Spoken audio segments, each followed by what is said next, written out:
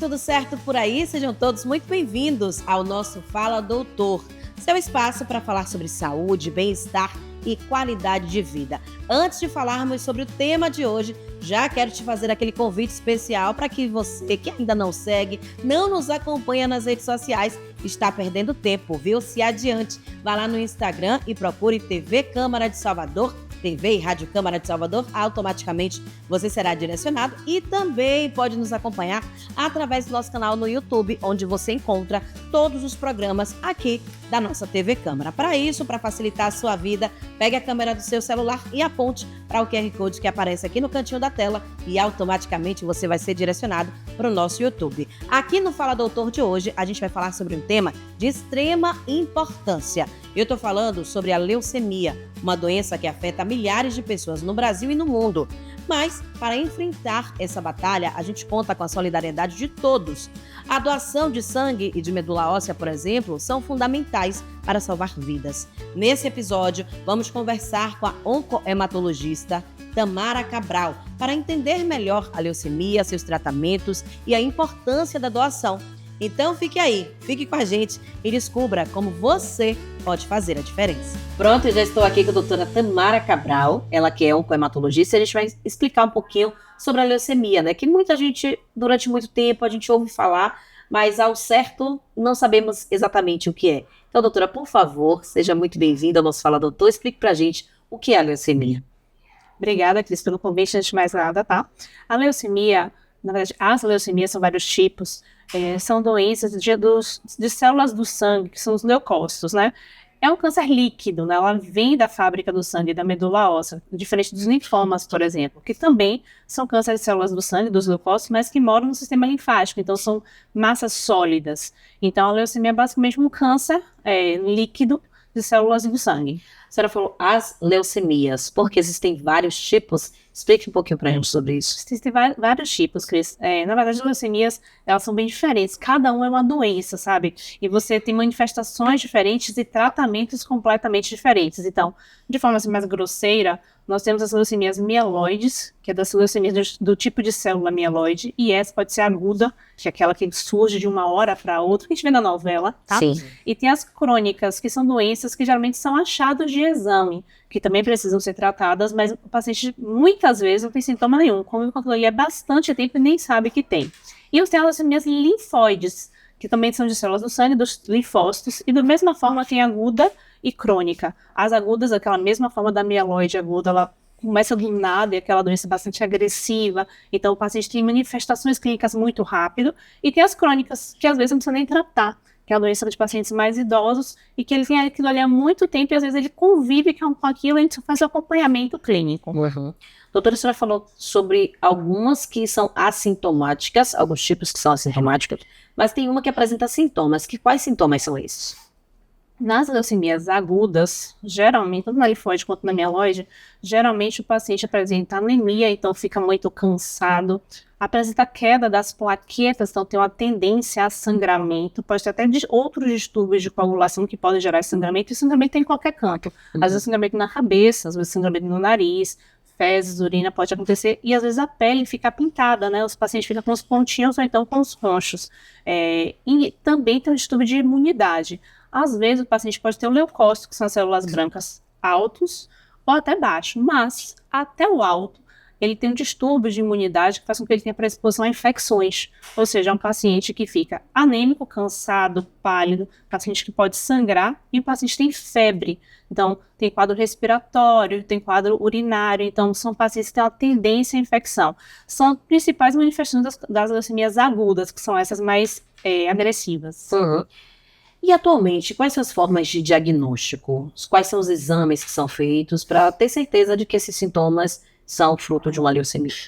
Então, quando tem a suspeita de leucemia, basicamente precisa de avaliação com o hematologista, ou nós somos os oncohematologistas, então precisa fazer essa avaliação, porque o diagnóstico é basicamente para avaliação de medula óssea. Quando a gente fala avaliação de medula óssea, são vários exames dentro desta avaliação, então temos mielograma, imunofenotipagem, cariótipo, biópsia, às vezes é necessária, nem sempre. E hoje temos exames um pouco mais avançados de biologia molecular, painel de NGS, que dão uns detalhes moleculares bem interessantes e às vezes que a gente usa inclusive para o tratamento. É possível fazer, em alguns momentos, exames pelo sangue mesmo. A imunofenotipagem, por exemplo, que a gente vê as características daquela célula doente, às vezes é para fazer pelo sangue periférico. Mas, via de regra, o diagnóstico é por avaliação de medula óssea. Doutora, vamos falar sobre fatores de risco. Existem perfis, existem hábitos do nosso dia a dia que a gente acaba desenvolvendo que podem ser fatores de risco para desenvolver a leucemia? Isso é diferente um pouquinho de cânceres sólidos, como o extrato gastrointestinal, de pulmão. No caso das leucemias, a maioria aparece porque aparece mesmo, tá? Então, são mutações genéticas que a gente vai acumulando ao longo do tempo, que predispõe a gente a desenvolver isso. Então, a maioria não tem componente hereditário, né? Então, assim, meu pai teve, minha mãe teve, será que eu vou ter também? A maioria não tem, tá? Então, aparece de novo em qualquer momento. É uma doença, inclusive, assim, que tem parte da população que tem mais predisposição, né? Então, as leucemias mieloides podem cometer uma população mais de adultos jovens, e tem um outro pico depois quando a gente tem pacientes mais idosos. As leucemias linfóides, a gente não trata a parte pediátrica, tá? Mas geralmente é o pessoal da oncologia pediátrica mesmo. Mas na população pediátrica, a leucemia linfóide aguda é mais comum, por exemplo. Então, existem populações-alvo, mas não tem um hábito de vida que a gente tenha que diga isso aqui predispõe a ter leucemias. E, sendo assim, também não é uma forma de prevenir, né? Não existe check-up hematológico, sabe? Então, acontece porque acontece. A gente recebe o paciente referenciado ou por sintomas, né? Então, aquele cansaço. Esse paciente de leucemias agudas, geralmente são pacientes de pronto-socorro, de hospital. A gente recebe no consultório, geralmente, as leucemias mais crônicas. Então, algum outro colega achou essa alteração no exame e encaminhou pra gente. Então, não tem uma predisposição que a gente consiga dizer, faça isso, que provavelmente você não vai ter. Não tem. Se você tiver que ter, você vai ter. Não tem. Ela pode desenvolver desde o bebê, desde lá de quando você nasce, até a velhice, até você chegar lá aos seus 80 anos, você pode desenvolver uma leucemia. Isso é uma coisa que vem em você, está guardadinho ali. É um genzinho que está ali. A hora que ele desenvolver, o pau quebra. E que é uma pena, né? Como a senhora falou, que muita gente acaba convivendo com a doença justamente por essa dificuldade de às vezes, não ter um sintoma, não ter nada que identifique e acaba convivendo com aquilo ali durante muito tempo sem buscar o tratamento adequado. Falando sobre faixa etária, existe uma faixa etária que isso seja mais comum de aparecer? A senhora falou em adultos jovens para um tipo, mas de uma forma geral, existe uma faixa etária, uma idade mais propensa? Depende do tipo, né? Então, por exemplo, a leucemia linfóide crônica é mais da população idosa. A linfóide aguda é mais de população de adulto jovem, pode ter idosos também, crianças também. Então, na criança, dessas leucemias é a mais comum. A mieloide aguda também é mais em população de adultos jovens, mas tem outro pico também nos mais idosos. Então, depende do subtipo, né? Mas a população idosa, essas crônicas e aquelas anemia também pode acontecer mais. Antes a gente falar sobre alguns tratamentos disponíveis, que a gente conversava, a senhora me falou que existe um leque, né, de tratamentos disponíveis. Bastante diverso. Mas antes de falar um pouco sobre isso, me explique como é que as leucemias afetam o nosso corpo, né? De que forma elas agridem o nosso corpo? Como é que a gente percebe uma diferença, por exemplo, no nosso corpo, a partir do momento que é diagnosticada a leucemia? Na verdade, depende muito do tipo. Então, por exemplo, a leucemia linfóide crônica, a gente pode não sentir nada, pode ter aumento de gânglios, né, que são os linfonodos, mas ele pode passar completamente batido sem achado de exame. As leucemias mieloides crônicas também, a mesma coisa. Elas podem ser mais assintomáticas, o paciente pode ter um aumento do baço, um aumento do fígado, mas pode ser completamente assintomático. E as leucemias agudas, geralmente o paciente tem mais sintomas, tá? Então, foi o que a pessoa vai conversando. Então, se o paciente tem uma anemia grave, ele vai ficar mais cansado. Se o paciente ele tem plaqueta baixa, ele tem risco de sangramentos. Então, ele vê, né? Então, o nariz sangrando, às vezes, com sangramento de sistema nervoso central, pode ter dor de cabeça, é uma dor de cabeça que não passa. E os quadros infecciosos, e isso é o que mais chama a atenção, é o que a gente mais recebe, na verdade, o paciente que tem febre, que às vezes está com tosse, secreção, infecção urinária. Então, esses são os pacientes que a gente mas recebe com sintomas e com impacto no corpo, né? Então, as leucemias agudas são as que mais impactam, na verdade, no organismo. Falando agora sobre esses tratamentos, né? São vários tipos, várias formas de tratar. Explique um pouquinho, porque a gente ouviu muito falar somente sobre a quimioterapia, que é agressiva e tal. A gente vai explicar um pouquinho sobre essa etapa do tratamento, mas eu queria que a senhora explicasse, assim, sobre outras formas de tratar antes de chegar à necessidade de uma quimioterapia.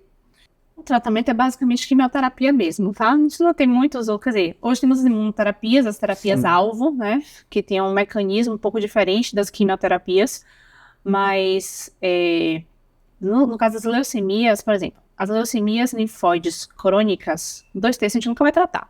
Você vai acompanhar o paciente e ele geralmente não tem outras manifestações que justifiquem o tratamento. Sim. Se precisar tratar, a gente tem algumas formas de tratamento, mas é basicamente quimioterapias e imunoterapias. Às vezes, medicações via oral que o paciente toma em casa, por exemplo. Convive normalmente. Vida normal, tomando remedinho.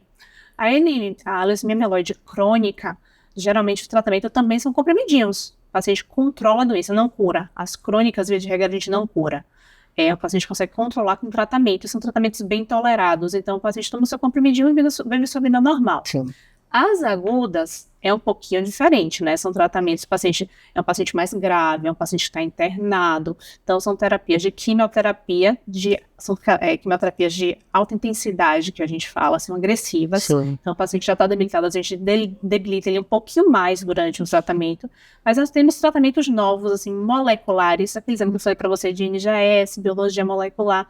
Muitas vezes a gente encontra um alvo molecular que consegue ter uma droga que age naquele alvo, e a partir daí a gente consegue ter um tratamento mais direcionado, muitas vezes com menos efeitos colaterais e com maior possibilidade de resposta. Mas, via de regra, pelo menos de forma inicial, esses pacientes são tratados internados. Então, são tratamentos que são endovenosos, às vezes até subcutâneos, assim, pode ser aplicação, e em alguns casos até via oral também. Então, depois a gente pode precisar de uma manutenção, uma vez que a gente tem uma resposta inicial ao tratamento, e a gente consegue fazer isso no consultório. Em média, quanto tempo dura a quimioterapia? Acho que é um processo tão agressivo, mexe tanto com a vida do paciente. Em média, quanto tempo dura? Assim, depende um pouco, né? Então, o tratamento de indução nessas leucemias agudas, o paciente pode levar internado aí uns 30 a 60 dias só fazendo tratamento e, assim, tratando as complicações. Nas leucemias crônicas, quando a gente trata, é a vida toda. Tem pacientes que usam comprimidinho, tipo um remédio de pressão, sabe? Usa o tratamento a vida inteira. Tá sempre tomando seu comprimidinho, então varia um pouco. Então a gente não cura, mas o paciente tem uma boa qualidade de vida, usa aquele remedinho. Já nas agudas, realmente a gente precisa de uma medicação que seja mais agressiva para tratar uma doença mais agressiva para curar. Né? Nesse caso da quimioterapia também dura em média 30, 60 dias? Nessa fase inicial de indução de uma leucemia aguda, muitas vezes sim. Depois a gente faz os outros tratamentos. No caso, doutora, antes da nossa entrevista aqui, a senhora falava sobre a radioterapia, que não é indicada para os casos de leucemia. Por quê? Assim, são tumores líquidos. Quando você faz uma radioterapia, basicamente você usar a irradiação em um local para reduzir aquela massa. Só que você não tem massa, geralmente, nas leucemias, todas as crônicas, assim, quando nas agudas, então você não tem o que irradiar. Sim. É no sangue, até existe radioterapia de corpo total em alguns momentos específicos, mas não neste cenário não é indicado. Perfeito. Então, assim, você tem um tumor de pulmão que está sangrando, você faz uma radioterapia naquele local. É diferente de uma leucemia que é no corpo inteiro.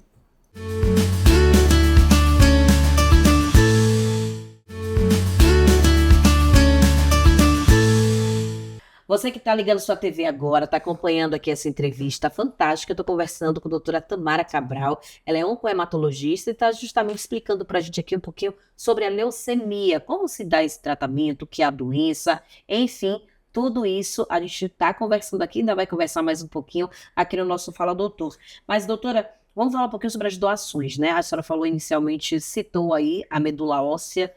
A gente ouve pouco falar sobre doação de medula óssea, né?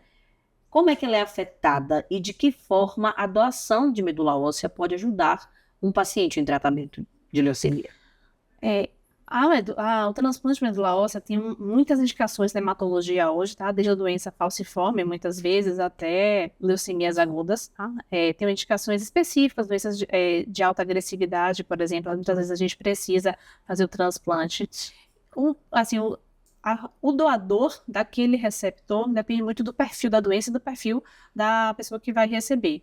Mas, via de regra, os irmãos, eles mesmo pai e mesma mãe, são considerados, teoricamente, o melhor doador de forma global, né? Sim. Mas, quando você não acha dentro daquele perfil de irmãos, você sempre precisa estender essa pesquisa e usar muitas vezes o banco, né, de doadores.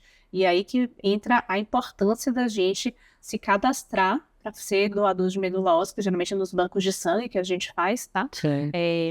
No caso de um paciente não ter um doador ali entre os irmãos, às vezes os pais, enfim, familiares, eles precisam buscar num banco. E geralmente está correndo contra o tempo. Sim. Então, se você já tem um cadastro, que é um cadastro extenso, que você tem várias possibilidades, a possibilidade de você achar um doador que seja compatível com você é muito maior. Então, quanto maior o nosso cadastro, melhor. Enfim. E isso pode ser importante para todo mundo, para mim, para você, para qualquer pessoa. Então, vale a pena muito se cadastrar para que a gente possa fazer isso. Realmente é pouco falado, eu concordo com você, a gente precisaria fazer isso mais. Com certeza precisaremos de campanhas, por exemplo, sabe como a gente tem as campanhas de doação de sangue para mostrar para a população a importância, né, de se cadastrar. Para quem está nos assistindo em casa, está tendo a oportunidade de entender um pouquinho sobre esse processo, como é que faz esse cadastro? Só ir, por exemplo, no Hemoba, fazer esse cadastro lá pessoalmente, apresentar documentação e automaticamente já se torna um possível doador? Como é? No Hemoba a gente precisa fazer um cadastro e isso aí, na verdade, precisa coletar exames para poder fazer esse banco que a gente chama do HLA, né, que é justamente para ver a compatibilidade, ver as características de cada um. Então, o importante é que ele vá no Hemoba para que possa ter mais informações sobre isso e poder fazer o cadastro. Agora, tem alguns mitos e verdades, né, sobre essa doação de medula óssea. Tem alguma alteração na vida de quem se torna um doador? O que a gente pode quebrar de tabu aqui para quem quer se tornar um doador? Na verdade, eu acho que o que muda na vida da pessoa que vai ser doador é que vai ajudar o outro.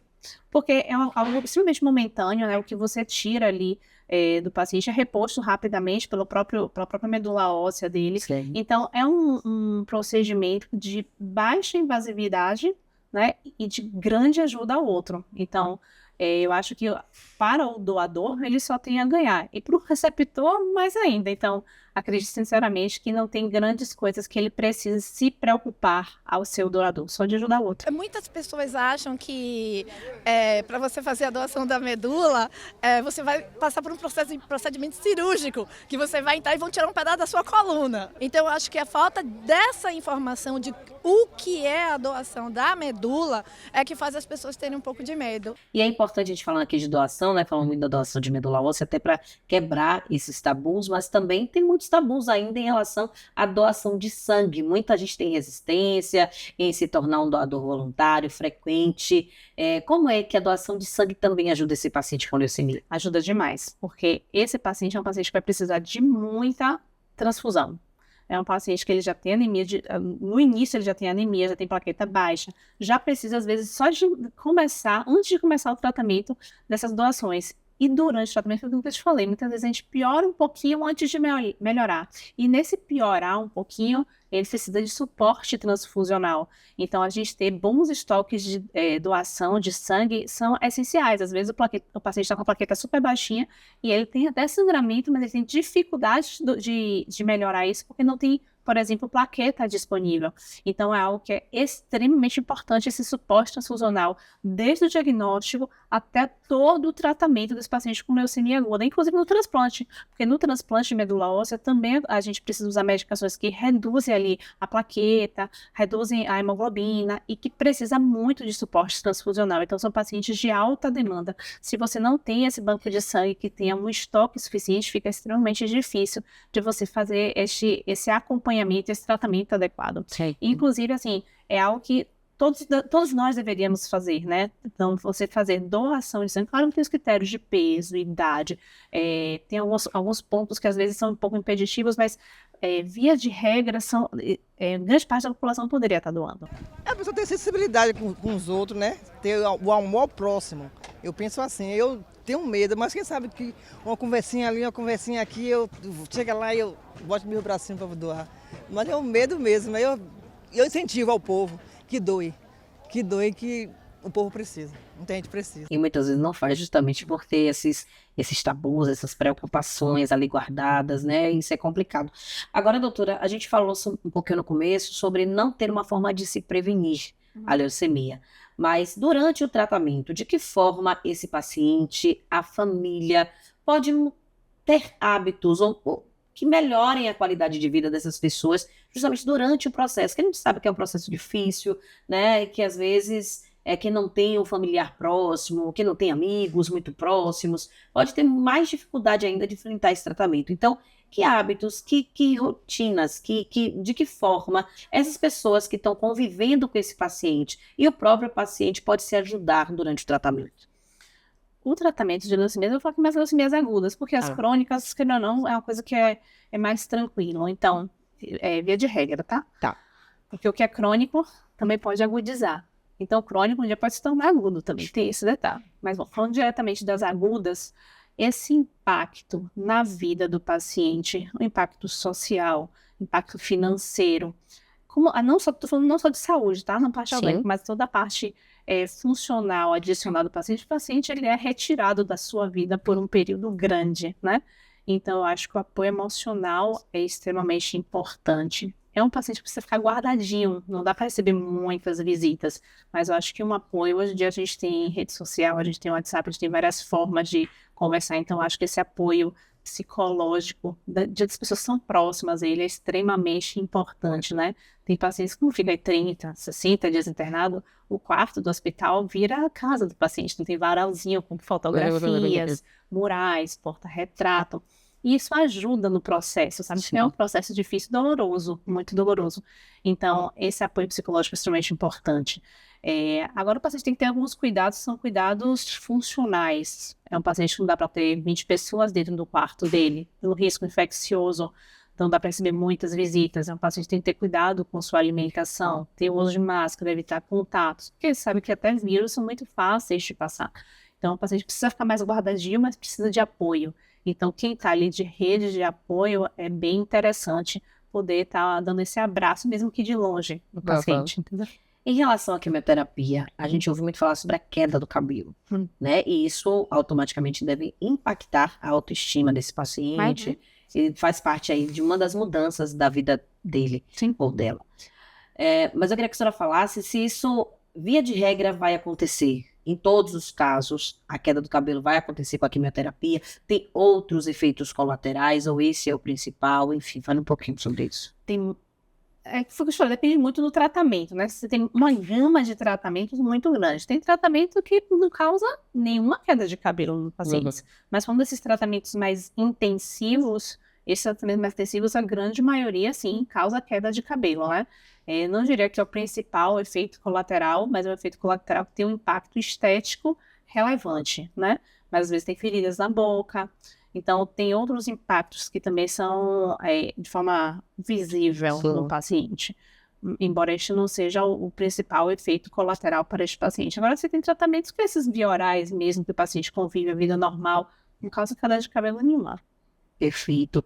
Falando sobre outras doenças hematológicas, é possível ter uma relação entre elas e a leucemia? Quem já teve algum tipo de doença hematológica, doença no sangue, tem mais possibilidade de desenvolver leucemia, por exemplo? Temos algumas doenças que são predisponentes a um dia se transformar em leucemias, né? Leucemias agudas, falando. Então, síndromes mielodisplásicas, que hoje a gente até considera uma fase inicial de uma leucemia aguda e precisa de tratamento. Então, tem algumas doenças mieloproliferativas, como trombocitемia essencial, polistemia vera. Trombocitemia essencial é quando tem um aumento de plaquetas de causa da própria medula óssea que está produzindo demais. Polistemia vera, que é o caso da hemoglobina, na verdade, que fica muito alta, produzindo muita hemácia. Então, essas são doenças que predispõem a gente desenvolver leucemia. É uma taxa baixa ao ano, é um risco baixo, principalmente se você tem acompanhamento e tratamento adequados, mas existe essa possibilidade, são fatores de risco. Uhum. Doutora, a gente já está chegando ao finalzinho do nosso programa aqui, mas eu queria que a senhora explicasse um pouco sobre o tratamento de leucemia no Sistema Único de Saúde. A gente ouve muito falar, ainda tem aqueles que disfarçam, né? Que não considerem a importância do SUS da forma que devemos considerar. Eu queria que a senhora falasse sobre a disponibilidade desse tipo de tratamento na rede pública de saúde. Bom, no SUS, a gente acaba que a maioria da população é assistida pelo SUS, né? Então, ao receber esses pacientes, existe um fluxo para encaminhamento, principalmente para os hospitais terciários. Então, tem que ser um hospital terciário que tenha suporte hematológico, tá? Nossa rede, vou falar em Bahia, no interior é um pouco menor, embora existam alguns locais que a gente tenha hospitais de base com possibilidade de tratamento de leucemias agudas no SUS, mas em Salvador temos alguns locais que fazem esse tratamento e faz o suporte à maioria da população. Não vou dizer que é igual à rede pública, à rede privada, porque é difícil dizer isso, mas temos equipe de profissionais de saúde bastante capacitadas, que estão por trás disso. E hoje o que a gente consegue dar suporte a uma parte da população, mas ainda precisa aumentar. Então, tanto com relação a você ter acesso a medicações, como até a parte de infraestrutura mesmo, hospitais, enfermarias que precisam de um cuidado de isolamento, as vezes precisam de um filtro especial para o ar, que são coisas de alto custo, que às vezes há dificuldade da gente ter no SUS, mas a gente está caminhando aos pouquinhos, nem sempre é rápido, mas a gente vai aos pouquinhos caminhando para chegar lá.